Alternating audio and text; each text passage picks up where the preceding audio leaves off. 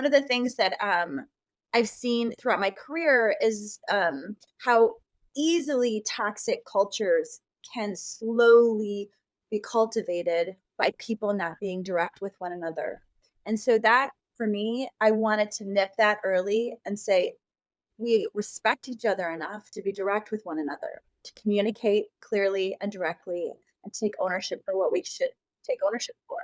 Welcome to the Executive's Edge podcast. Discover what gives today's most successful executives their unique edge and propel your business to new heights. Hey, Heather. So curious about, I look at your background and I see nothing but resilience. And I was just curious, you made a recent pivot to what you're doing maybe a few years ago, but what have you done? What kind of experiences, what kind of direction have you taken to build your resilient team? Okay, so my resilient team or myself, I can Yep. speak to both. Uh, but I guess personally, being resilient is just kind of part of my nature. I think as a young professional, being open to learning from others and um, really being leaning into continuous improvement. And as if you're willing to continue to learn, you're constantly iterating. So throughout my career, I have done that. And I being willing to step outside of kind of status quo and being open to being super creative. I think that has really pushed me throughout my career. And my pivot that you referred to in my career is that I had run my an executive search firm, and I pivoted because I had a dream, speaking of ongoing learning, of going back to school and finishing my PhD.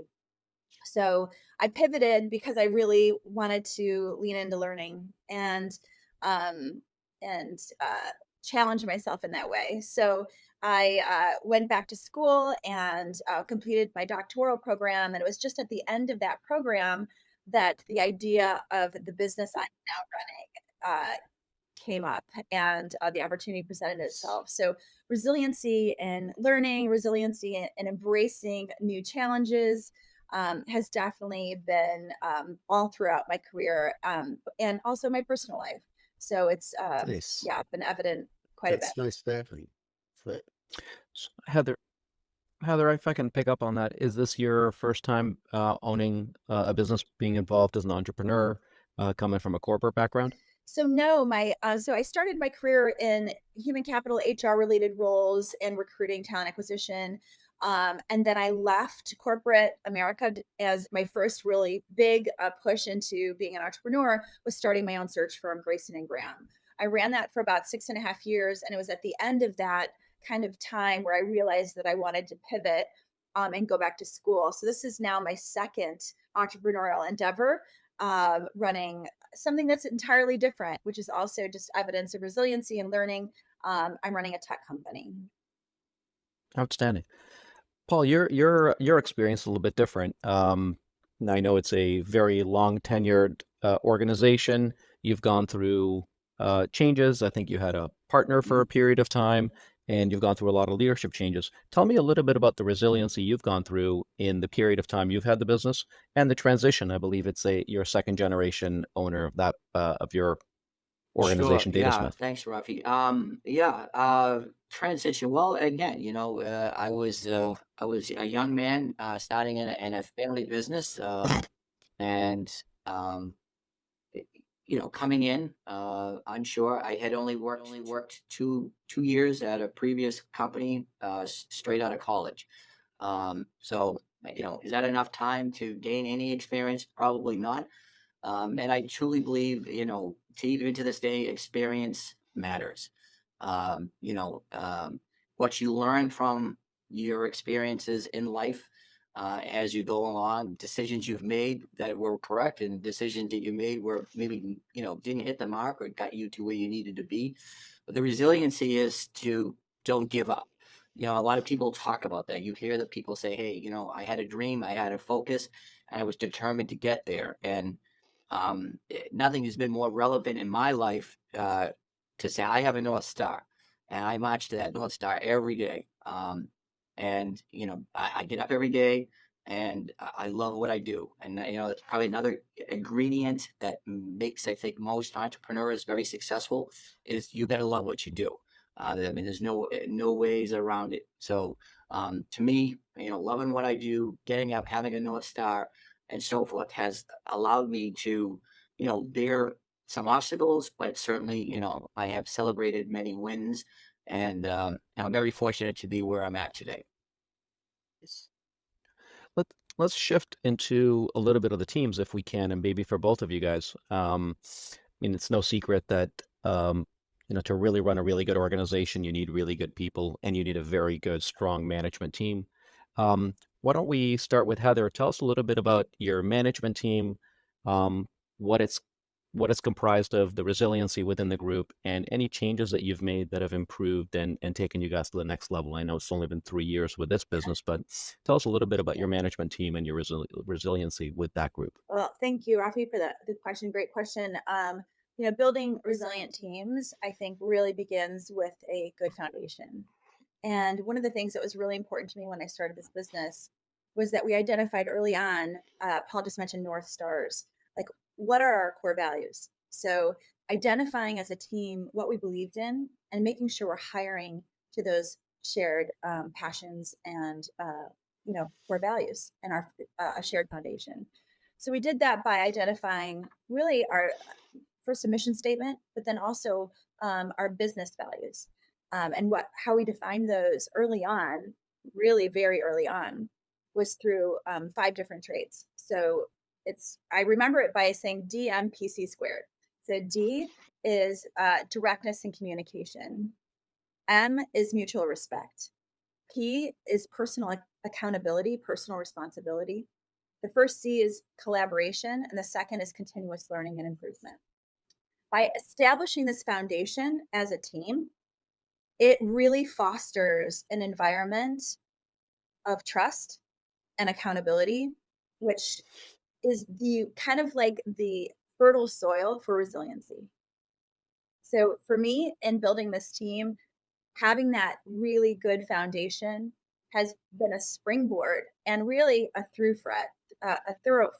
So I'm sorry that saying that wrong, but a through thread through the journey of these 3 years, which has been completely, uh, uh, challenging in so many ways. We've overcome a lot of things, and I think it's because we were able to overcome our challenges because as a team we were aligned early on in our core values, and we're able to be resilient because of the trust that we had built. Yeah. Paul, I've got a question for you about earlier you shared with us that you're an EOS run company, as is Sales Acceleration. When it comes to people working with each other, collaborating, facing obstacles, and elevating others above them for the team's purpose versus individual gain, can you share your experience of how you're handling that, especially from an EOS perspective, because that brings people together to communicate and identify obstacles? Sure, yeah, Scott. Well, again, Heather, phenomenal what you just said. I mean, those are the 5 dysfunction of a leadership team, basically, in a nutshell, right? So, great book for those that are looking for a great material, but it's certainly early on, and that's a book that we read as a team. RPRS, we call it right person, right seat. You don't ever design a position for an individual. You design it in your mind as to the roles, responsibilities in which you want. And at that point, you place people in that to see, do they get it? Do they want it? And do they have the capacity to do it? Um, and and from a top-down model, getting Scott the information down to everybody. Everybody has to be tied to a metric. Again, as I talked to you about, is the North Star. What's your 90? And does that 90 reflect the 1? Does the 1 reflect the 3? And does it reflect the 10? And yes, as a visionary, probably like Heather, we see into the future, but we got to get that message down to the troops to say, hey, here's our star. Now let's now backtrack what we need to do today to make sure that we're all marching in the right direction. So Scott, Mhm. again, metrics driven. I think quarterly reviews, check-ins with the employees at all times. Here's what we're doing right. Here's what we're not. Um, not death by meetings. A lot of people may disagree with this concept, but I mean, again, I still think that a weekly, we call it a level 10, right? A level 10 is just meaning. It's not what you thought the meeting. Hey, Heather, you ran a great meeting. I'm going to give you a 10 today. And, next week you didn't run a great meeting and I'm going to give you a 7. It's the issues and the to-dos and everything that comes out of that. Did we hit our mark? And if we did, then you give it a high value. Okay. And if you didn't, maybe you got caught up on something, you didn't feel it, the team is stuck in the mud. Hey, then you learn from that and you say, how do I go back to getting a level 10? So again, metric driven, Scott, getting the information down to everybody. Everybody's tied to a number, which is then tied to the goals and the vision of the Okay, company. great. Thank you. And Rafi, you and I deal with a lot of different teams, some resilient, some just kind of in the status quo. But lately, there's a lot of emerging trends that are happening and future trends that are going to be coming our way. How do you incorporate with your small to medium sized business owners and their teams? How do you adapt to all the future trends that are coming through from a team perspective and how the team's going to handle all of the new stuff coming at them? It's interesting, and Paul just mentioned EOS. Paul and I get a chance to work together. It's a fantastic organization. I join his L10 meetings and see the true leadership and the collaboration that goes in. Many of the companies that I work with, same type of scenario in many of the L10 meetings or leadership meetings. I was in one earlier this morning. AI is prevalent in almost all of these issue lists or opportunities. Everybody has an opportunity, and AI is really a lot of automation, right? So, um, depending on the size of the company, if you're a few $1 million business and you've been in this for 6, 7, 8 years or a longer period of time, well, quite honestly, there's a world that you're in an entrepreneurial environment, but there's a lot of things that are, I wouldn't say foreign, but you just haven't had a chance to deal with them, right? So whether it be automations through a CRM system. Paul and I have looked at implementing and adjusting a CRM system for the organization. And it's not simply a place where you're putting in documentation and when you spoke to somebody, but incorporating whether it be some AI technology or some automation to be able to remove some manual efforts and allow the company to act and work more efficiently. So I think a lot of the opportunities and technology elements are coming in. And again, Paul and his organization with Datasmith is all about technology and how to be able to utilize technology to become much more efficient, much more productive.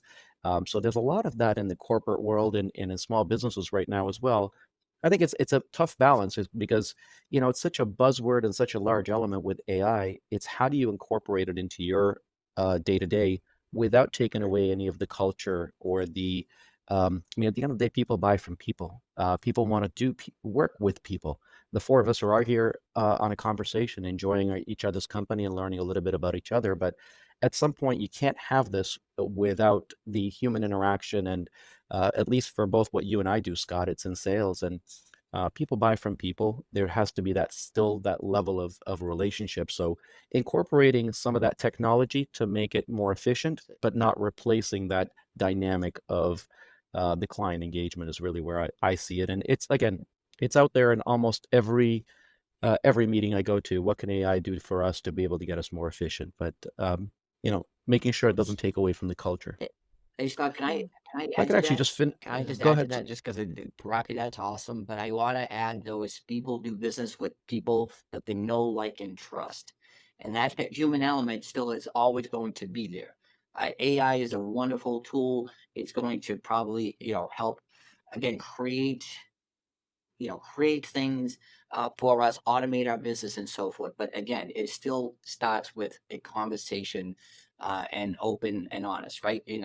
It's just, a conversation will never be replaced by technology. I still feel that every day you got to get out and you got to, be okay having a conversation with somebody. Again, maybe 70%, 80% of the world is replaced by technology, but there's that last 20% of people need to know you, like you, and trust you before they're gonna venture into any kind of agreement with you. So Spot on.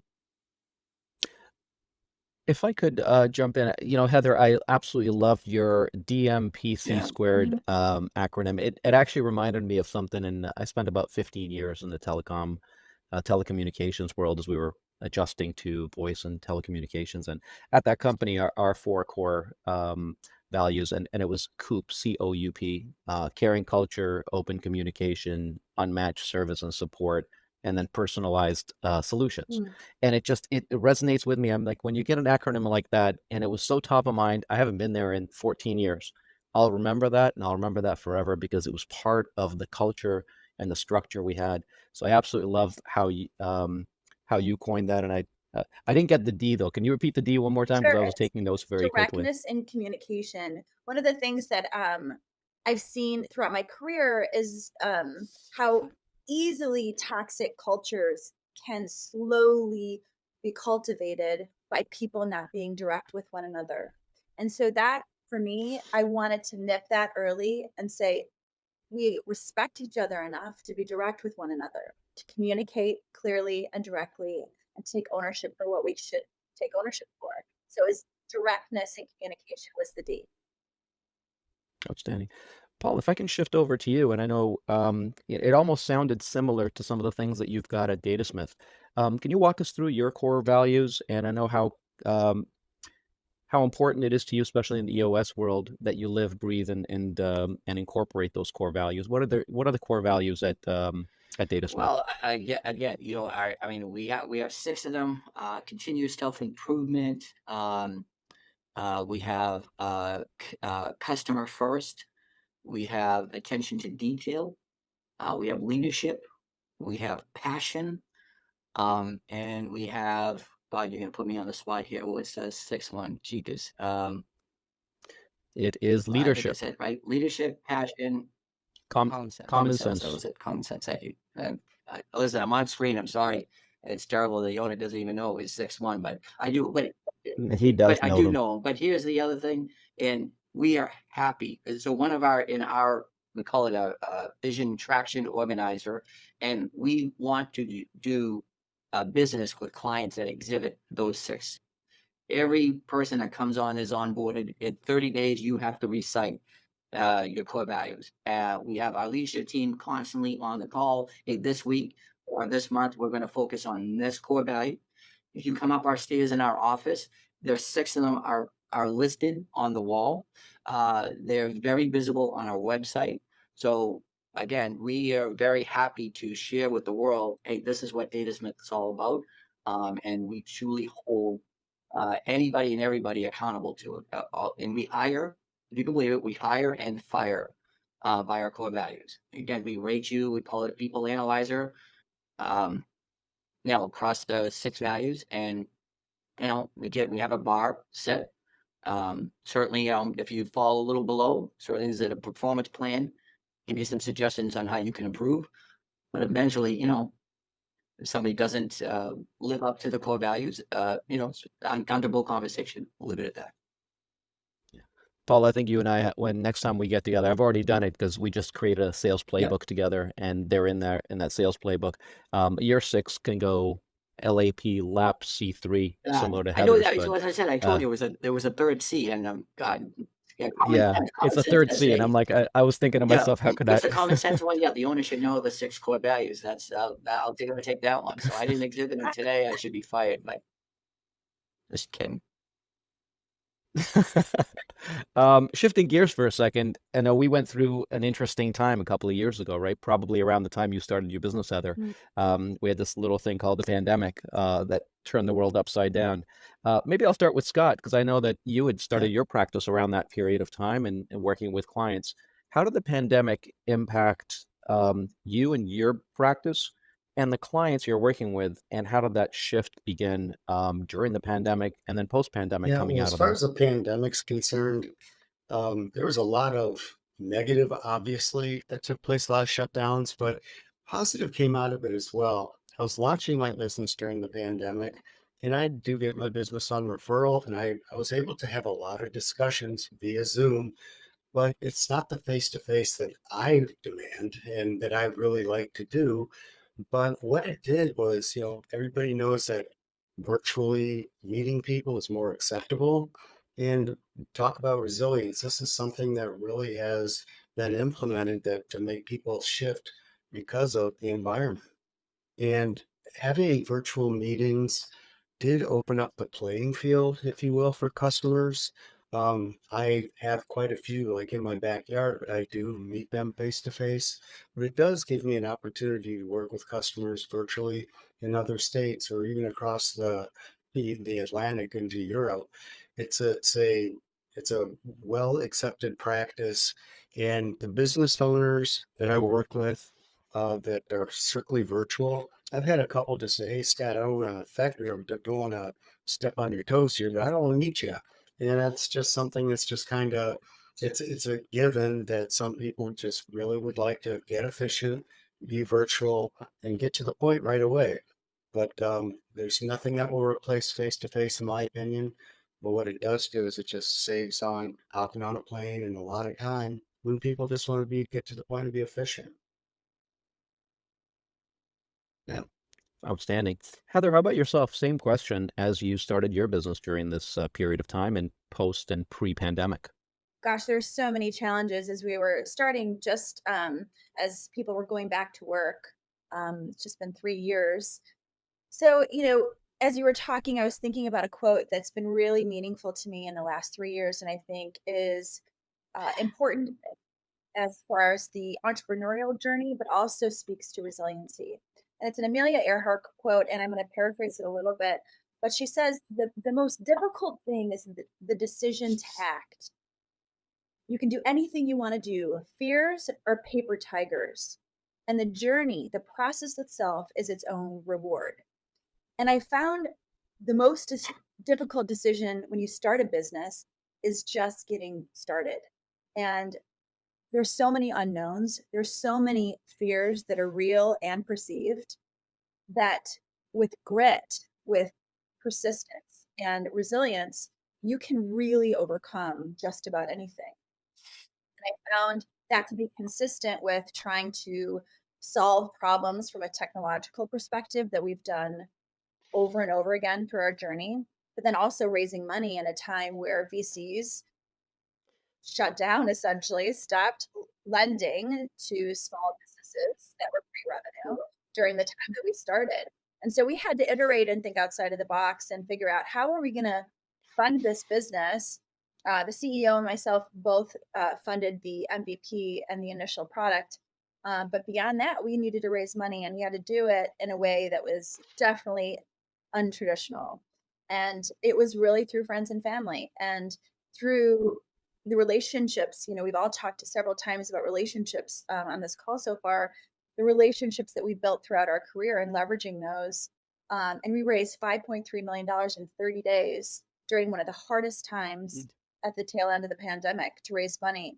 And it was because of the trust that we had built with people throughout our career that we were able to do that. And so sometimes those fears are paper tigers and sometimes they're real and you have to go to battle. And that's really what we've done to survive. That's fantastic. Shifting over back to Paul here, I know we briefly touched on it, but I know how proud you are of the team that you've developed, the people that are there making you look good every day. Again, I've had a chance to experience it firsthand myself in meetings. Tell me a little bit about the dynamic and the revolution to a degree that you've gone through in your leadership team and how you've gotten to where you are now, what you value about that leadership team that you've got in your organization. Oh, sure. God, yeah. Rafi, um, as I said, every entrepreneur, you have to wake up every day, be focused, be determined, that the decisions you're making are the right ones, but be okay if you fail. And why I say that statement to start that, Rafi, is I have failed. Again, there were certain individuals that, again, I thought were the right people, right seat for the jobs that I had posted. And again, they had the know-how, the knowledge to do it and experience. But once you start getting going and again, metrics and things like that, there are other things that you factor in. Those individuals, unfortunately, didn't pan out. I'll leave it at that. I really, I have nothing ill to say about anybody that has been a past employee here at Datasmith. We try to treat it like family. But certainly, there was some tough decisions along my journey the last, 5 years as I really, really worked on this leadership team. But fast forwarded now to today. I mean, trial by fire, Rafi. Heather, maybe the same thing. I mean, just I mean, I'm not throwing dots at a dartboard. I mean, again, everything is done. Maybe I have to take it back. I have to look at the roles, responsibilities. Is it too much? Is it not enough? Are the numbers right that I'm measuring them by? Do I have to look in other areas for experienced leadership team people to come in? But boy, I'll tell you right now, it is something special. And Heather talked about it a little bit earlier about that trust thing. And one of the things that we learned over the last few years is the accountability piece. We were maybe a little soft in the accountability, like, hey, Heather, don't worry about it.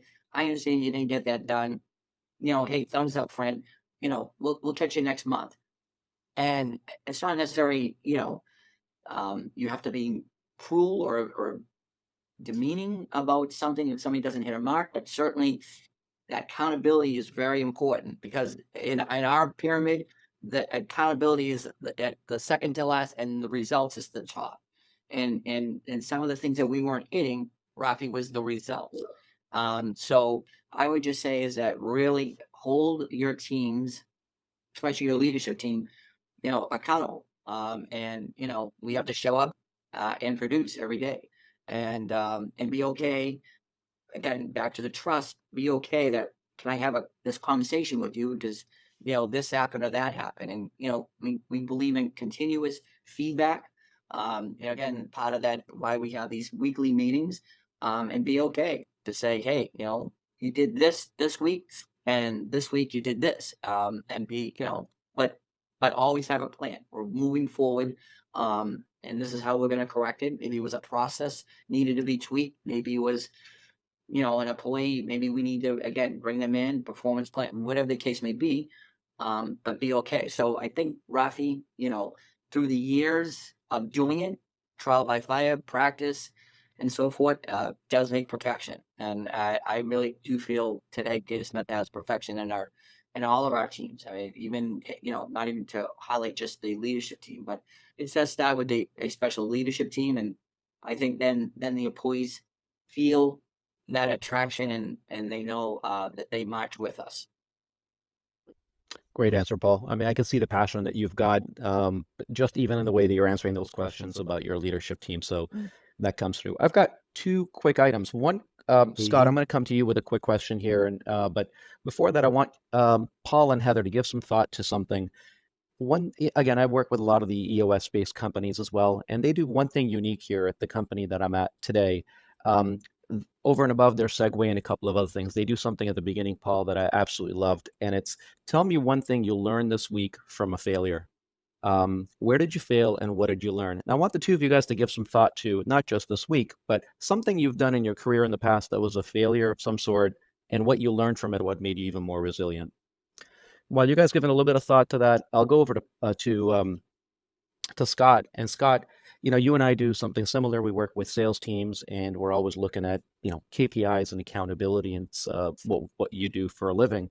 Tell me a little bit about your structure, process, and what are some of the things you built for your clients that can help, identify and reduce the probability of a potential mishire and holding people accountable? Good question, Rafi. And setting up some infrastructure, a process where everybody is united together and working in the same direction really does reduce a lot of the chaos and a lot of the discontent that can happen with employees that walk into an organization that does not have structure.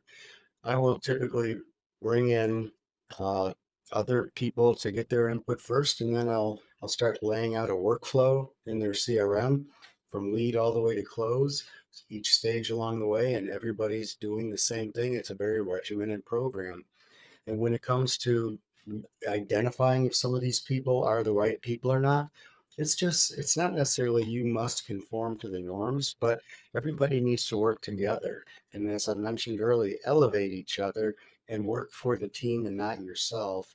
And that really does identify whether or not a hire is the right person.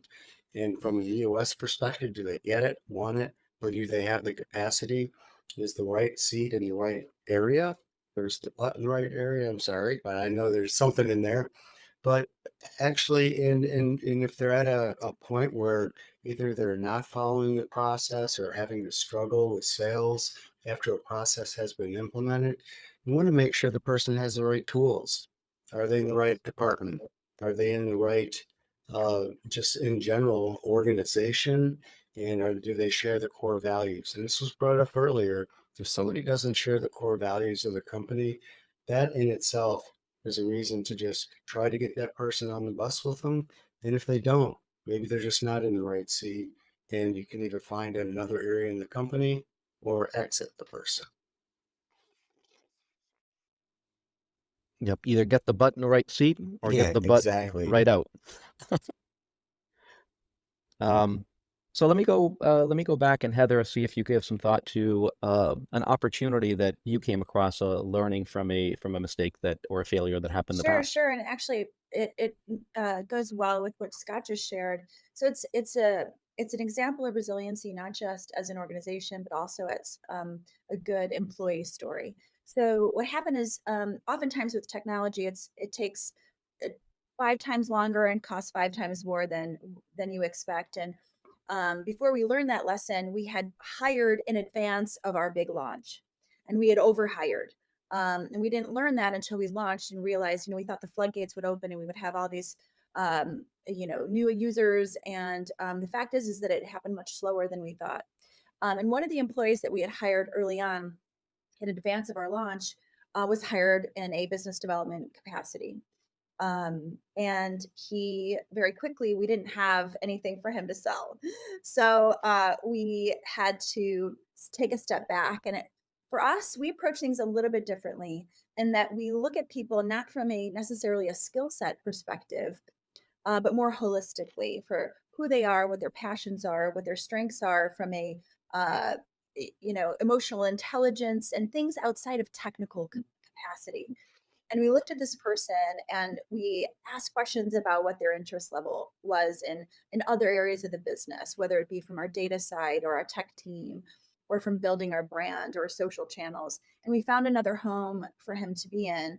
And he's iterated a couple more times, but he stayed the course.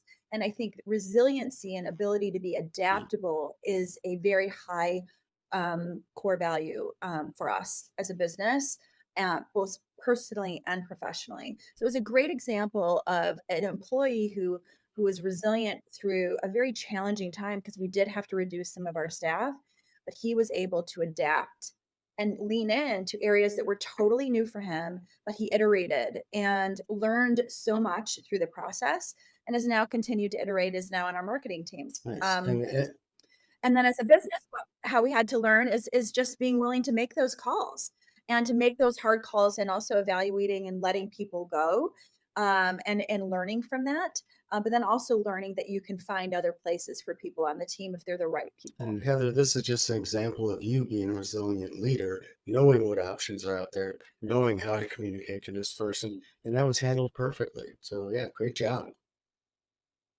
Yeah. Yeah. Well, how about yourself?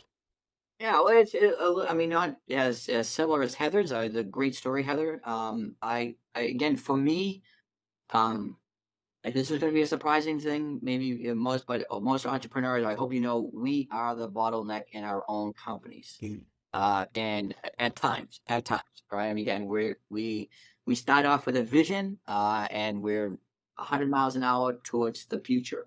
And a lot of times, I found early on, and I learned pretty fast that I need to listen, not speak.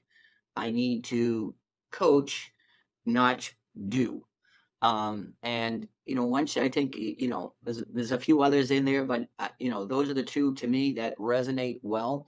And once I became patient, empathetic, try to find out how they were going to attack it, did a little bit of coaching, gave it back to them, and let them come off. I think that's when I started to see better results, and better performance from the team. Because again, at the end of the day, the owner, this is our baby. And I always just say, no owner wants to hear that their baby's ugly. Nobody in this lifetime. I'm sorry. I know it's a funny thing, but it isn't. So you're always, you're always trying to be involved in every aspect of it, in sales and service and operations and again, through great coaching and programs like DOS and Sales Accelerate, stay in your lane. And I stay in my lane. And again, I feel today that I'm a better coach, and I listen. And I really just trust the team.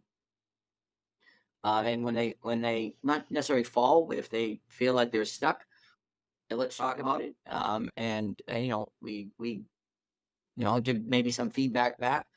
This is how the way I would handle it, but don't tell them that that's the way they need to handle it. Let's give them the tools, and the mindset, and let them figure it out. And I think once entrepreneurs get that with their staff, it's a beautiful thing, and you do see bigger gains in new business. Hey, Rafi, I've got a Great question answer. for you. You and I deal with a multitude of teams, primarily sales teams, but they interact with operations, the leadership team. What kind of challenges have you had from a resilience perspective in working with these teams and how they operate? You're talking about the Well, operational groups with yeah, sales, or the just sales team operating with teams. with the How do you other? handle challenges just in general when it comes from a resilience perspective with teams? Yeah, you know what? It all depends, quite honestly. I know that Paul mentioned it and Heather kind of alluded to it as well, is the culture of a company sometimes is set by um, the demeanor and the structure of some of the leaders that are in place. I mean, if you're somebody that is empathetic enough and as a leader able to say, listen, you know what, as Paul mentioned earlier, hey, I might be the bottleneck in my own company at times. I'm aware of it. I'm capable of understanding it. And I want to go ahead. My job here is to be able to remove roadblocks and be able to work with the organization. Where I've seen things work really well with leadership teams or organizations is when the visionary and kind of the CEO of the business is living that same life, if you will, implementing those EOS methodologies as Paul has done, is making sure that, listen, you know what, the rest of the company will work and collaborate well if that's the way I actually go about my day and if that's how I'm structuring and setting up the tone. I've seen scenarios where, and it doesn't work in a structured environment like EOS or other tools in place. If it's, hey, here's what I do, and all of you guys just follow suit. It's my idea, my recommendation, and if that type of an environment is predicated in the organization from the leader, the rest of the organization will follow suit, and it'll be the exact same structure. So, many of the groups and the companies I work with, um, those are some of the things that I'm looking for in opportunities. I'm looking for a company that's looking for someone to enhance and grow on top of something that's working. If the basics are there and the roadblocks are there, it works for me. It brings me joy. I do a lot of these assessment tools, whether it be predictive index or working genius and all of these other tools. It all tells me the same thing. I reflect back, and it's what brings me joy in my day to day. And what brings me joy is working with really good clients that know they've got something there and they want to hone it and enhance So, it and produce it. I've taken scenarios where somebody will come to me, and I'd be curious to see your thoughts too, Scott. When somebody says, "Hey, listen, I've got a crappy team here. I want to go ahead and punt and turn over my sales team, and I want you to do that." Well, that doesn't bring me joy. I'm coming in there as a partner and a consultant already. The first thing if I do is remove two or three salespeople and then say I'm going to go ahead and build this out, I've got no you bet. credibility with the rest of the group, and it doesn't bring me any joy. So collaboration and the team and the leadership team being all on the right path and structure together are things I look Very for. good. How about yourself, Scott? Give me a little bit of detail on the teams you like to work with and what you've Yeah, noticed out that's there in cohesion and yeah. good Then, resilient teams. as I was looking at earlier from the challenges when it comes to working with resilience, I find some challenges where people just don't want to work with each other. They're not team players. They don't want to adapt to the culture, and they're just not fitting in. And it's something that, and that kind of goes back to the core values. the person doesn't share the core values of the company and they're not adaptable to change, and maybe they're just not the right person. But getting people together to work with each other in unison for the same goal, as Paul mentioned, for their North Star, the company's North Star. If you've got an employee that's going for the West Star, okay, maybe try to get them back on track, but that's not usually not going to be very easy to do. And it's just something that you just got to make sure it's the right people with the organization.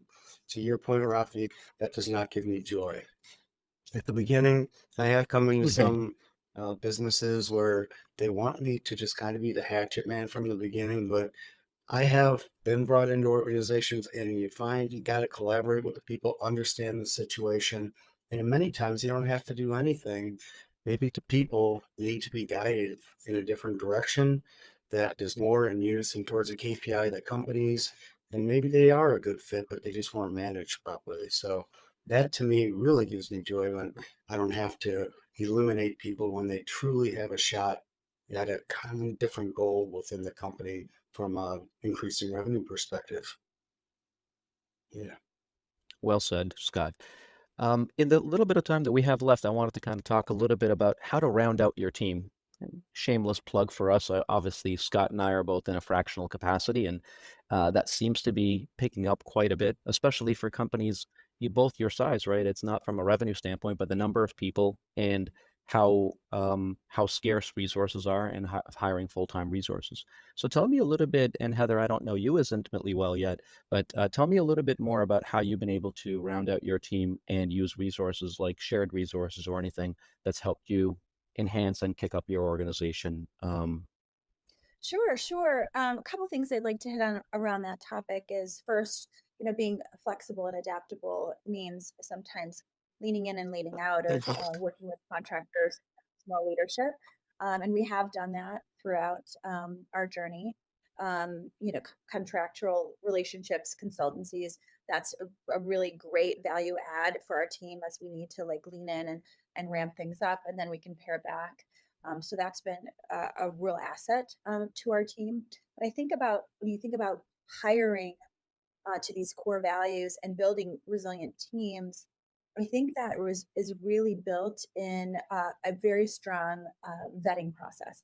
So what that looks like for us is that early interview process that includes other team members where you're interviewing to those core values, and then once you've made a decision as it and hired a team member, then how do you keep those core values alive in the day-to-day tactical and practical work?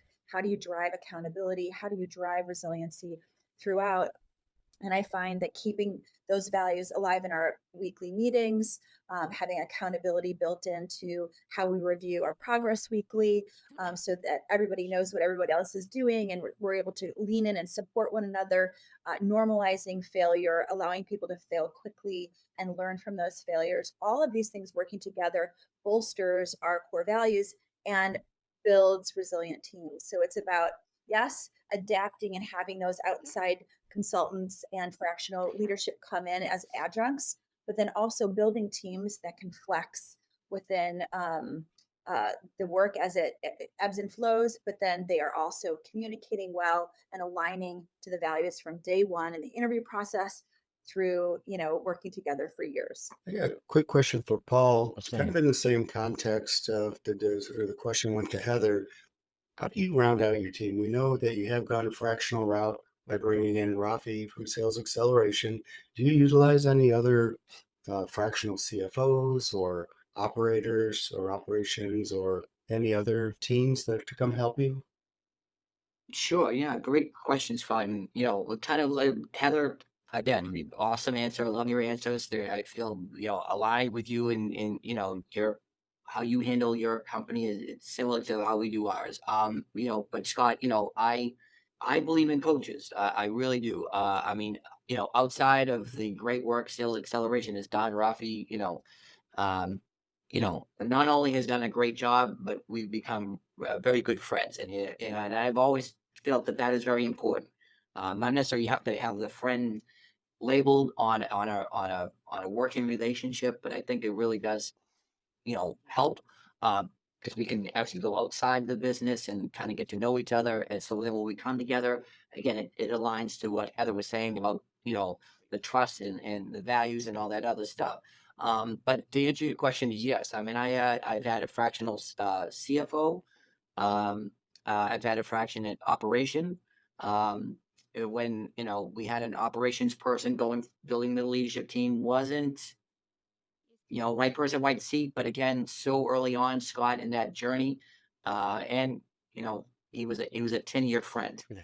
So it makes those decisions very hard for an owner, right?